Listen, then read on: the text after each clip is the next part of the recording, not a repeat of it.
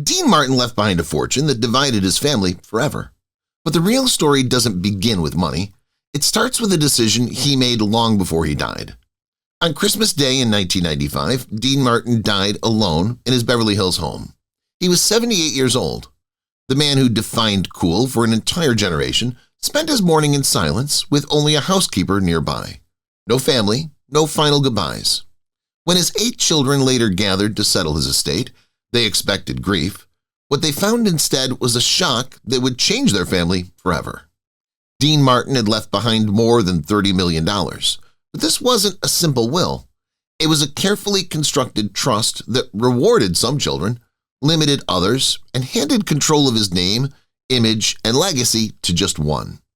In precise legal language, Dean Martin revealed exactly how he felt about each of his children after he was gone.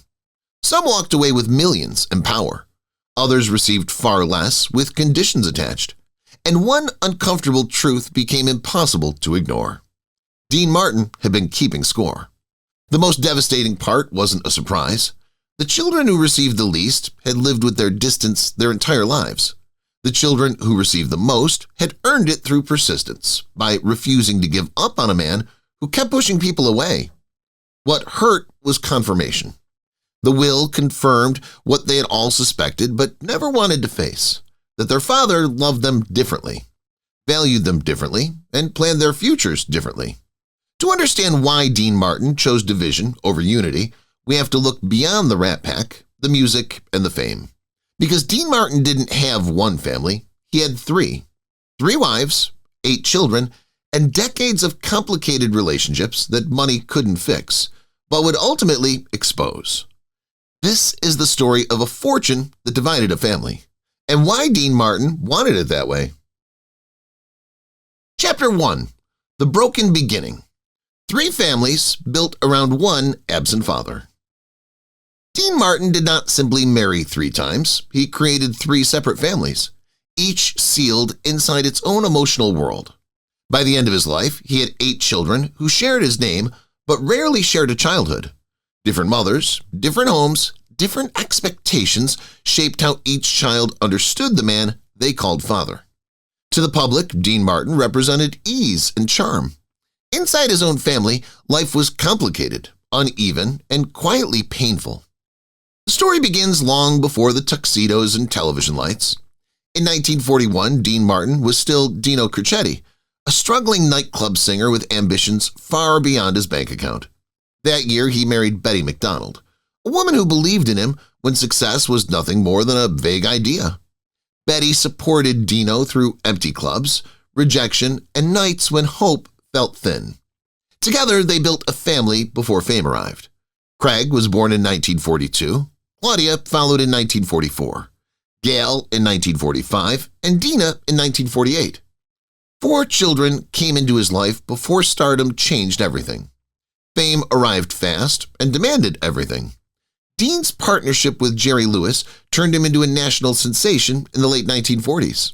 As Dino Cricchetti faded away, Dean Martin took his place, and family life became collateral damage.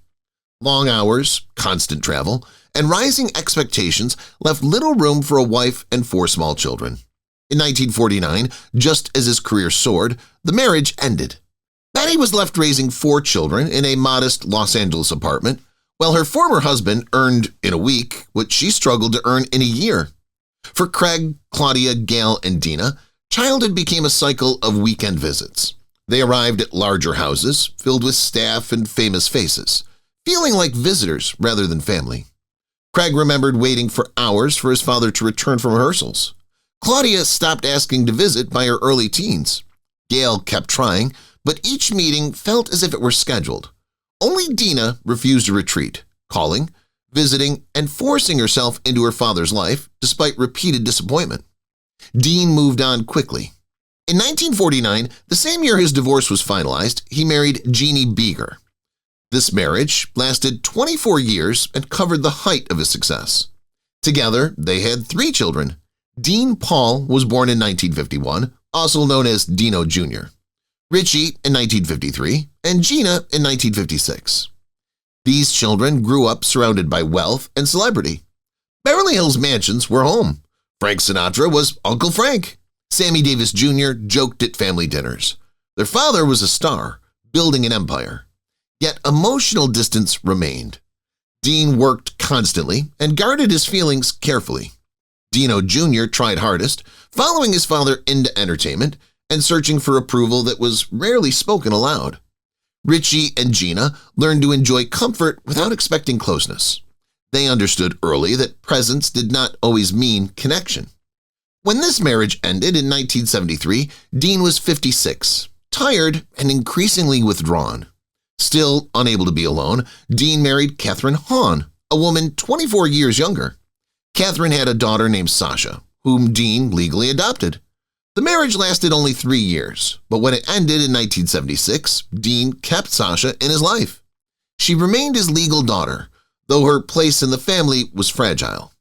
By his final decade, Dean Martin had 8 children ranging from their 20s to their 50s. Each remembered a different father, an absent one, a distant provider, a charming stranger, a lonely man.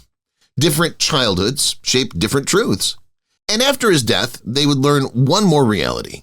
Dean Martin had valued them differently as well. What none of them understood at the time was how deliberately these separations were forming. Dean did not sit down and design a broken family, nor did he ever stop it from happening. Success rewarded absence, and absence slowly rewrote loyalty, memory, and trust. Each child learned survival differently, adjusting expectations to match the father they were given. Years later, lawyers would translate those emotional distances into legal language, numbers, and signatures. The family fractures that began quietly in kitchens and living rooms would eventually harden into documents no one could ignore. Long before money entered the story, the damage was already done, measured in missed birthdays, unanswered calls, and doors that never fully reopened. It was a history written long before inheritance, shaped by choices made invisibly day to day, until distance felt normal and closeness felt unfamiliar to everyone involved on both sides of the family. Chapter 2. Success without presence. How an empire grew while fatherhood failed. While Dean Martin's children were learning to live without him, he was building something enormous, not just a career, but an empire. A financial machine so carefully designed, so quietly sophisticated, that even after his death, it would take lawyers years to understand its full reach. Every wise decision he made, every long-term investment that would one day protect his children, came at a cost they paid in real time. Time he didn't spend with them, moments he never showed up for. A father who was physically absent while financially preparing their future. The 1950s and 1960s were Dean's workaholic years, though no one called it that then. It was simply the price of greatness. Together with Jerry Lewis, he made 16 films in 7 years, an almost impossible pace that left no room for family dinners, school plays, or birthday candles. Sets replaced kitchens. Studio calls replaced bedtime stories. When that partnership ended bitterly in 1956, Dean didn't slow down, he accelerated. He joined the Rat Pack and reinvented himself yet again. Las Vegas became his second home. His shows didn't start until 10 at night and often ran past 3 in the morning. He slept till noon, played golf in the afternoon, and returned to the stage after dark. Weekends meant casino residencies. Weekdays meant film shoots, television tapings, recording sessions, press appearances, and meetings that stretched late into the night. To the world, he looked relaxed and carefree. To his children, he was simply gone. His first 4 children, living with Betty, rarely saw him. Visits happened every other weekend if he was in town, which he often wasn't. Craig would later describe those visits as seeing a hotel guest rather than a father. The children knocked on the door of whatever house Dean was living in at the time, were greeted by staff, and waited in expensive living rooms that smelled of polish and felt unfamiliar. Sometimes Dean appeared distracted, checking his watch, already half gone. Other times, he didn't appear at all, sending apologies through an assistant about an unexpected obligation. Over time, the children learned not to expect reliability. Eventually, they knew not to expect much of anything. The second set of children, living with Dean during his marriage to Jeannie in the Beverly Hills mansion, experienced a different version of absence. They saw him more often, but they didn't know him better. Dino Jr. remembered silent breakfasts across from a father hidden behind a newspaper. Richie recalled how Dean would return from Las Vegas, sleep for a day, then disappear again to the golf course. Gina, the youngest, accepted early that fathers were more like friendly uncles, charming and amusing, but ultimately unknowable. Presence did not equal connection. What none of the children understood at the time was that the golf games and absences were rarely what they seemed. Dean Martin wasn't simply escaping responsibility, he was conducting business. Those golf partners weren't friends, they were real estate developers, casino executives, and investors. Those lengthy disappearances weren't laziness, they were meetings with attorneys and financial advisors. Dean was working as relentlessly behind closed doors as he did on stage. In the 1960s, when most television stars were employees of networks, Dean formed his own production company, Claude Productions, named after his real last name, Crocchetti. He negotiated ownership of his shows rather than simply appearing in them. Industry insiders thought it was unnecessary and overly complicated. Dean understood something they didn't. Ownership meant control. Ownership meant longevity. Every time the Dean Martin show aired, was syndicated, or later sold through emerging platforms, the money flowed to him and eventually to his heirs, not the network. He approached Las Vegas the same way. While Frank Sinatra and Sammy Davis Jr. demanded massive guaranteed fees and spent the money as fast as it came in, Dean accepted smaller guarantees in exchange for ownership stakes in the casinos themselves. People assumed he was being shortchanged. In reality, he was buying equity. Those fractional ownership positions, purchased quietly in the 1960s, multiplied in value as Las Vegas transformed into a global entertainment capital. By the time corporate consolidation arrived in the 1980s and 1990s, those shares were worth millions. Dean applied the same long-term thinking to his music. He systematically built ownership of his recordings, publishing rights, and even specific arrangements of his most famous songs. While others focused on record sales and performance fees, Dean focused on catalogs. He was building income streams designed to outlive him. Money that would arrive whether he was on stage or not. Money that would support his children long after he was gone. But his children never saw any of this. They saw a father who chose golf over school plays, work over holidays, and distance over presence. And they weren't wrong. Dean did prioritize his work. But in his mind, this was love expressed through preparation. He was ensuring that his children and grandchildren would never experience the poverty and instability that haunted his own youth in Steubenville, Ohio. He believed financial security was the greatest gift he could give. The tragedy was that he never explained this. He never sat his children down and said he was absent because he was building their future. He never bridged the emotional gap his ambition created. He simply stayed absent, and they felt abandoned. The fortune kept growing, the distance grew with it, and by the time Dean realized how wide that gap had become, it was already too late to cross. Chapter 3. The Breaking Point. The day Dean Martin lost his son. If there was a single moment when Dean Martin stopped being Dean Martin, when the effortless cool finally cracked and never fully returned, it was March 21, 1987, the day his son, Dean Paul Martin, was killed when his military jet crashed into a California mountain during a routine training mission, a moment that split his life cleanly into before and after. Dino Jr. was 35 years old, and with his death, something inside Dean went silent in a way that no applause, no money, and no success could ever revive. On paper, Dean Martin had 7 other children. Still, in truth, Dino Jr. was different, the one he had truly connected with, the one who followed him into the world he understood best, the one who forgave absences and disappointments and loved him anyway. Dean never used the word golden child, yet everyone around him knew the truth. Dino Jr. was the son who made him proud. He had his father's looks, the dark hair, the easy smile, the presence that drew people in without effort. And he inherited the same natural charisma that made strangers feel comfortable within minutes.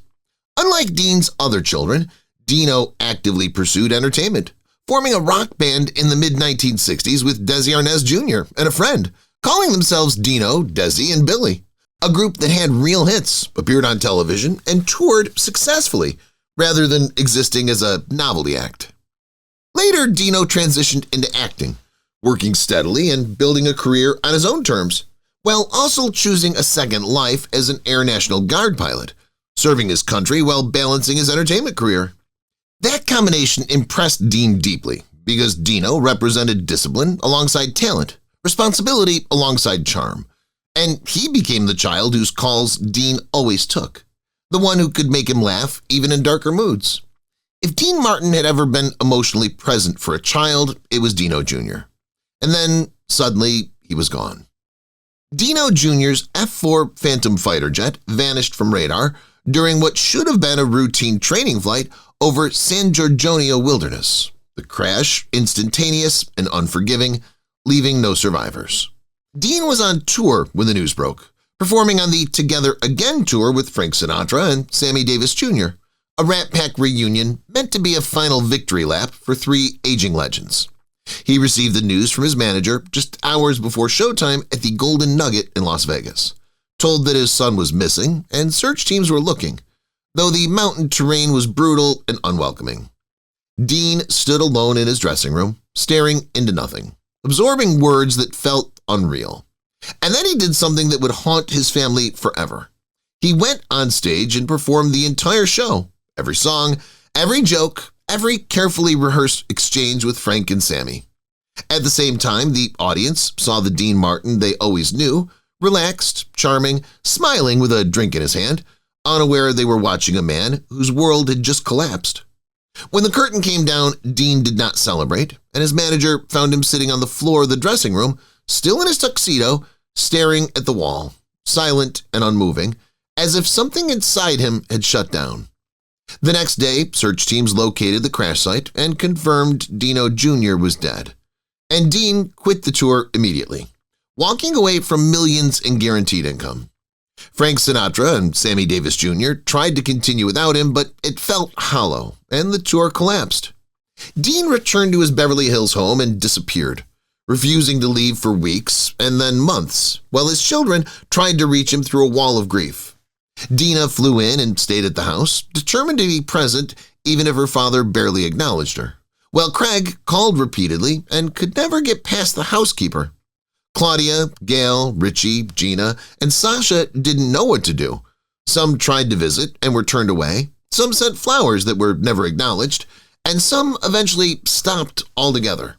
What none of them fully understood was that Dean blamed himself, not logically but emotionally, carrying the weight for encouraging Dino into entertainment, for not being present enough as a father, for missed moments they could never recover, and for outliving his son in a way that felt like a violation of the natural order. In the 8 years between Dino Jr.'s death and his own, Dean Martin became a ghost, stopping performances and recordings, avoiding public appearances, spending his days withdrawn and silent, while his housekeeper became a gatekeeper, turning away visitors. Some of his children persisted while others gave up. And what none of them knew was that during those years of isolation, Dean was quietly reviewing his life, measuring relationships, and deciding how to divide his fortune in a way that reflected truths he could no longer ignore, creating a will that would eventually expose everything and change his family forever. Those years were not empty because silence became his companion and memory his constant torment, shaping choices that would later feel deliberate, final, and impossible to undo for every person who shared his name, and for a family already fractured. Consequences would linger long after, endlessly. Chapter 4. The Final Decision. The Will That Exposed Every Divide. In January 1996, just 1 month after Dean Martin's death, 8 children gathered inside a discreet Beverly Hills law office for the official reading of their father's will, a meeting that would permanently define how they understood both him and each other. Some arrived with spouses, quietly seeking emotional reinforcement. Others came alone, preserving the distance that had shaped their relationships for decades. They sat in expensive leather chairs arranged around a long, polished table, sunlight pouring through floor-to-ceiling windows that overlooked Los Angeles, a city their father had conquered but never truly shared with them. The room felt formal, controlled, almost clinical, and as they waited, no one spoke. They were there to learn what Dean Martin had left behind, and more importantly, what he had decided they deserved. They expected a conventional estate distribution, maybe not perfectly equal, but fair. Some of them had been closer to Dean than others, and they understood that emotional proximity might matter. Still, they believed that in death, if not in life, their father would try to bring them together rather than drive them further apart. That belief lasted only minutes. The attorney began with a formal overview, explaining that the estate was valued at approximately $30 million, though the final accounting would take months. The assets were extensive. There was real estate, including Dean's Beverly Hills home and properties in Palm Springs. There were investment holdings spread across the Southwest, blue-chip stocks held for years, and a television and music catalog generating millions in perpetual royalties. There was a Las Vegas casino equity, quietly accumulated over decades of strategic negotiations. There were trademarks, image rights, and licensing agreements designed to produce income long after Dean Martin's voice had faded from the airwaves. Then the attorney explained the will's structure, and the mood of the room shifted. Dean Martin had not created a simple document. He had made the Dean Martin Family Trust, a complex legal framework with multiple tiers, uneven allocations, and carefully defined levels of control. This was not an estate designed merely to distribute money. It was designed to manage behavior, reward loyalty, and preserve authority. Some children received direct cash distributions, one-time payments that fulfilled their inheritance but removed them entirely from any ongoing involvement. Others were placed into trusts that paid out over time with conditions attached. And one child received something far more significant than money. Dina Martin, the youngest of Dean's first 4 children, the daughter who never stopped calling, never stopped visiting, never stopped trying to connect, even when her father pushed her away, received the most significant single share. More than that, she was named co-executive of the estate alongside the attorney. She was granted control over Dean Martin's image rights, final approval over licensing deals and media appearances, and authority to approve or reject any commercial use of her father's name and likeness. Dina did not simply inherit wealth, she inherited power. She inherited the legacy itself. The children from Dean's second mortgage, Richie and Gina, received substantial trusts that would pay out for life. They were generous, secure, and comfortable, enough to live well and benefit from their father's success, but not sufficient to challenge Dina's authority or influence how Dean Martin would be remembered. The first 3 children from Dean's first marriage, Craig, Claudia, and Gail, received equal shares that were noticeably smaller. Their inheritances were still large by ordinary standards, millions of dollars that would change their lives, but compared to Dina's share, the message was unmistakable. In legal language as cold and precise as their father's emotional distance had always been, they were being told they mattered less. Sasha, Dean's adopted daughter from his brief 3rd marriage, received the smallest share of all. Her trust came with specific conditions, maintaining the Martin name, avoiding embarrassment to the family, and not exploiting her connection to Dean for commercial gain. She was included, but barely. She was protected financially, but placed firmly at the edge of the family structure, acknowledged in law, but distant in spirit. As the attorney continued reading, additional provisions emerged. Some trusts required cooperation with estate decisions, others required participation in legacy preservation efforts, and support for Dina's vision of how their father would be remembered. Dean Martin was still exerting control even from the grave, rewarding persistence, penalizing distance, and making unmistakably clear who he trusted to carry his name forward. Craig Martin, Dean's eldest son, sat through the entire reading without expression. When the attorney finished and asked if anyone had questions, Craig stood up and walked out. He didn't ask anything. He didn't need to. The will had answered every question he carried for decades. His father had been keeping score all along, measuring visits, phone calls, effort, and loyalty. And Craig had been found wanting. Claudia, seated beside her husband, began crying quietly. Not tears of grief. Those had been shed at the funeral. These were tears of confirmation, the painful validation of something she had always known but never wanted proven. Dina, overwhelmed by grief, responsibility, and guilt, asked to speak privately with the attorney. She needed to understand what her father expected of her and why he had chosen her, and what he wanted to do with the power he had placed in her hands. The meeting ended without reconciliation. The Martin children left separately in different cars, returning to their other homes. They did not gather for a meal. They didn't talk about what had happened. They scattered as they always had. Only now the separation was formal, documented, and permanent. Dean Martin's fortune had not united his family. It had exposed how divided they had always been, leaving behind a legal record proving that even in death, he had measured their worth and found them unequal. Chapter 5. Ownership of Memory. The battle over Dean Martin's legacy. The money could be divided. The houses could be sold. The investments were liquidated. The trust funds were distributed exactly as Dean Martin had instructed. Lawyers could close files and accountants could balance columns. But there was one thing that refused to be divided so neatly: Dean Martin's legacy. His name, his image, his story. Who would decide how he was remembered? Which deals were approved? Which projects were rejected? And who spoke for him now that he was gone? Dean had answered that question himself, and in doing so, he ensured the conflict would never fully heal. He gave that power to Dina.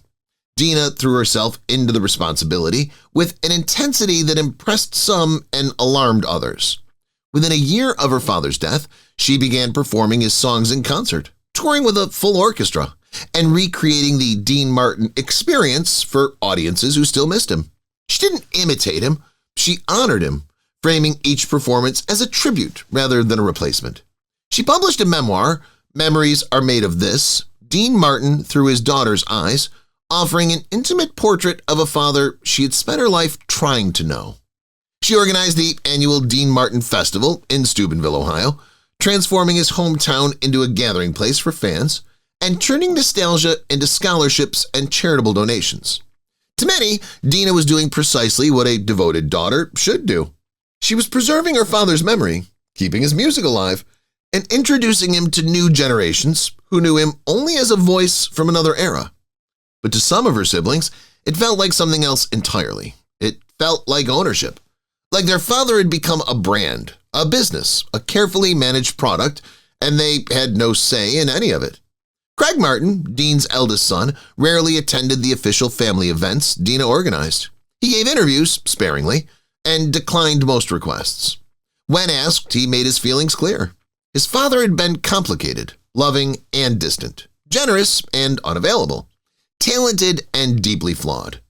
Craig believed Dina's version of Dean Martin, the misunderstood family man, was incomplete at best and dishonest at worst. When Craig tried to share his own memories, his own truth, he was told it didn't fit the narrative, it didn't fit the brand. Conflict wasn't just emotional, it became painfully practical.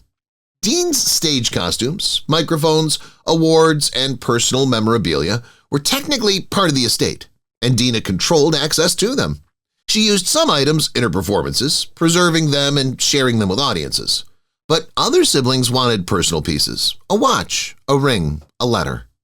When requests were delayed or denied, it felt less like estate management and more like hoarding memory itself. Licensing deals added fuel to the fire.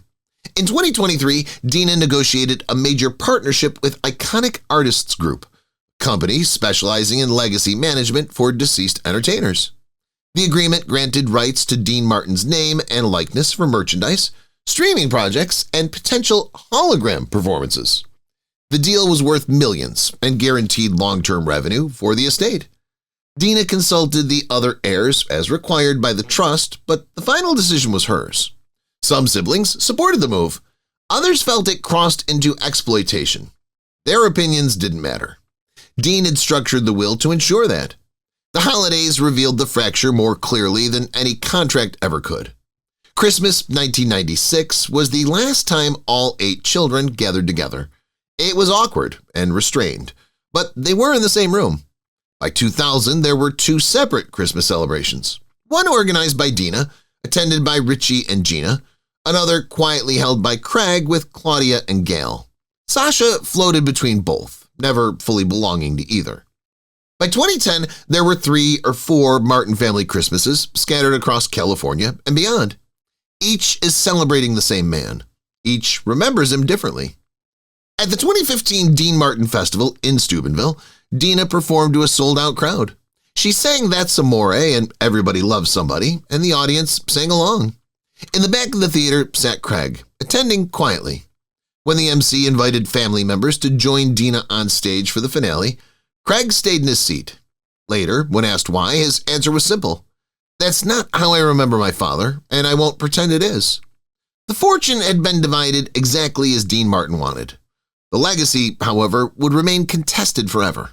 A battle between image and truth, between devotion and dissent. Dean had chosen his champion, but he had also guaranteed that the fight would never truly end. Chapter 6. The Truth in Ink. Why Dean Martin Divided His Children. 25 years after Dean Martin's death, the attorney who had worked with him through his final isolated years quietly retired. In his last interview before closing his practice, he revealed something that none of the Martin children had ever fully understood, something that reframed everything. Dean Martin had known precisely what he was doing when he divided his fortune unequally. He understood it would create conflict, and in a devastating, deliberate way, he wanted it to. The attorney explained that after Dino Jr.'s death, Dean met with him regularly, sometimes weekly, during those long years when he had withdrawn from the world. They would sit for hours reviewing the estate plan in meticulous detail, every distribution, every trust provision, every contingency. This was not a rushed document created out of obligation. It was a carefully constructed reflection of a lifetime. And Dean kept notes, not legal notes, but personal ones. Journals filled with thoughts, regrets, and an honesty he had never allowed himself while alive. In those pages, Dean finally said what he could never bring himself to speak to his children directly. About Dina, Dean wrote at length. She was the one who never gave up on him, even when he gave her every reason to. She called when he didn't answer. She showed up when he turned others away. She sat beside him, watching old westerns, not trying to fix him, not demanding explanations, simply refusing to disappear. Dean wrote that she had earned the right to control his legacy because she fought for a relationship when fighting seemed pointless. He trusted her to work relentlessly, perhaps too relentlessly, to preserve his memory. He understood that she would sacrifice her own life to protect his, and he believed that kind of devotion deserved power. His notes about his first 3 children to Betty, Craig, Claudia, and Gail, were more complicated and painful. Dean acknowledged that he had failed them first. He had left when they were young, traded their childhoods for fame, and never truly repaired the damage. He wrote that they had become strong, independent adults precisely because he had not been there. They learned early that they could not rely on him, and because of that, he believed that they didn't need his money the way others might. The smaller inheritances were not punishment in his mind. They were an admission of truth. He could not buy back a childhood he never gave them. Trust funds could not replace fatherhood, and he refused to pretend otherwise. About Richie and Gina, his children with Jeannie, Dean wrote with a different kind of sorrow. They had lived through his golden years, surrounded by wealth, fame, and comfort. They grew up in Beverly Hills homes, attended elite schools, and never worried about money. Dean wanted them secure for life, but not dependent. He didn't want them to need him in death the way they had needed him in life, only to be disappointed once again. When it came to Sasha, his adopted daughter from his brief third marriage, Dean was perhaps the most brutally honest. He wrote that she deserved a place in the family because he had legally made her a Martin, and he would not undo that decision. But he also admitted that they'd barely known each other.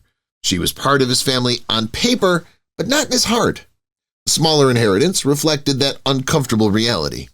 He didn't want her burdened with expectations or forced into family dynamics that had never truly included her.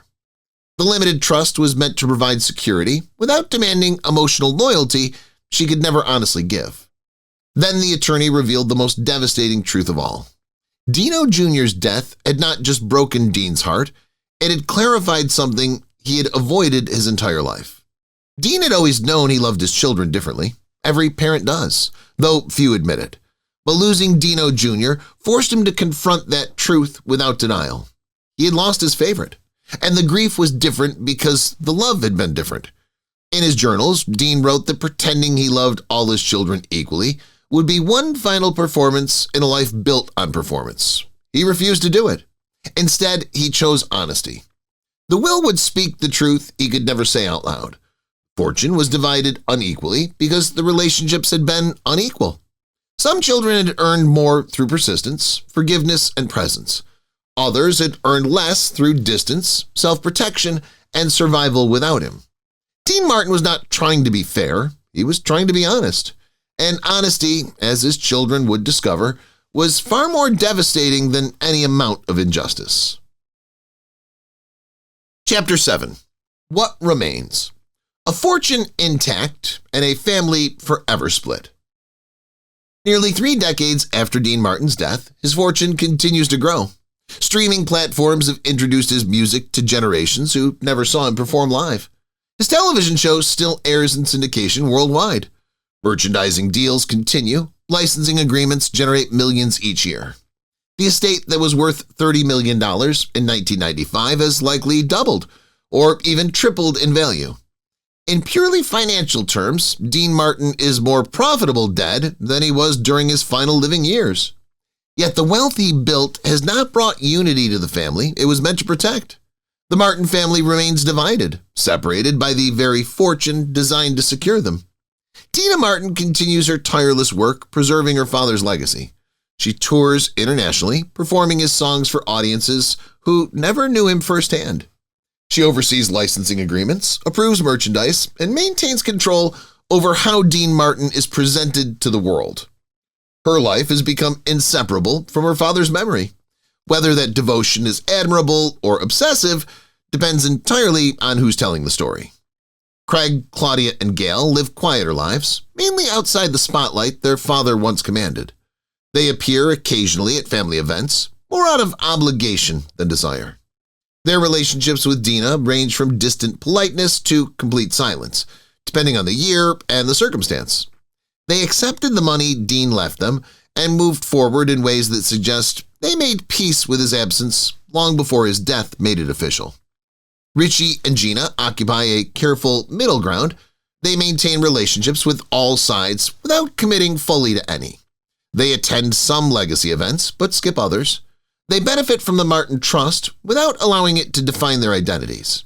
They found a balance their siblings could not, honoring their father without being consumed by his memory or hardened by resentment. Sasha remains the most peripheral Martin, present at the edges, rarely at the center. She carries the name but not the burden. She exists outside the family conflicts, spared the expectations that define her siblings' relationships. That distance may have been precisely what Dean intended for her. The Martin children no longer gather for unified family holidays. There are multiple Christmas celebrations, multiple Thanksgivings, and birthdays celebrated in different cities with different guest lists. Blood, legal documents, shared memories, and collective inheritance connects them, but they are not, in any meaningful sense, a united family. Perhaps that's the most honest ending to Dean Martin's story. He was a man who loved imperfectly. He built an empire while failing at fatherhood. He gave his children financial security while withholding emotional intimacy. He divided his fortune unequally because he loved unequally. When honesty could no longer be avoided, he finally chose it. The will did not divide his family. It revealed divisions that had long existed. Dean Martin left behind a fortune that divided his family forever. But if we're sincere, they were already divided. The money made it official. The trust documents wrote down what everyone already knew but never wanted to say out loud. He loved them differently. He planned for them differently. And in the end, they remembered him differently. 8 children, 3 families, one complicated, deeply flawed man who built an empire and left behind a legacy as fractured as his relationships. That was Dean Martin. Cool to the world, distant from his family. Honest in death, even when honesty hurt. If you've watched the video till here, that means you've enjoyed the video. Subscribe. Don't forget to turn on the notifications bell icon